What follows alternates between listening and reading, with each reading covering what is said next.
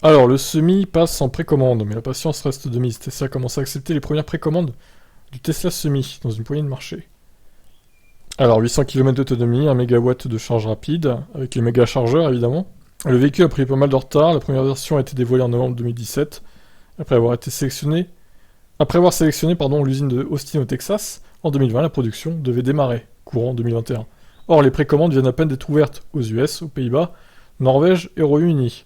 Le site français de Tesla ne fait pour l'instant pas mention du véhicule, mais la firme ne donne aucune date de livraison pour le moment. Seront livrés en priorité des clients Tesla de longue date, comme UPS, 125 exemplaires, ou encore PepsiCo, 100 exemplaires. Au passage, on découvre les chiffres plus précis sur ces véhicules. Deux versions seront proposées, 482 km d'autonomie, et l'autre 800 km et quelques. Le camion le moins cher sera commercialisé 150 000 $. Le prix de la version 500 miles est de 180 000 $. C'est pas si cher en vrai, hein. Pour précommander un Tesla Semi en euros, il faut déposer un premier acompte de 4 000 € par carte bancaire, puis transférer à Tesla 13 000 € par virement dans les 10 jours. Réserver plusieurs Tesla Semi est possible, mais il faut dans ce cas transférer 17 000 € de plus par unité.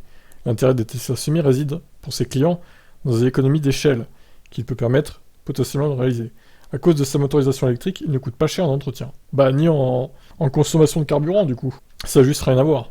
La conduite semi-autonome permet d'économiser sur la manœuvre puisqu'un seul conducteur peut conduire. Seul un convoi de plusieurs Tesla Semi. Enfin, le Tesla Semi permet d'économiser en termes de carburant alors que le prix du diesel explose partout dans le monde.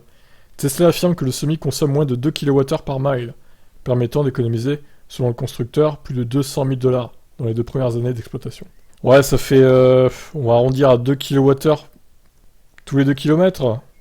Donc ça fait 1 kWh par kilomètre, ça fait 100 kWh au 100. Bon, ça paraît énorme, hein, forcément, mais bon, comparé au litre gigantesque que ça consomme un poids lourd de diesel, au 100, ça a juste rien à voir. Parce que là, finalement, 100 kWh au 100, ça fait 20 balles, tous les 100 km, quoi. À peu près. Ce qui reste, pour une voiture, ça ferait très très cher, évidemment. Mais pour un poids lourd, c'est que dalle.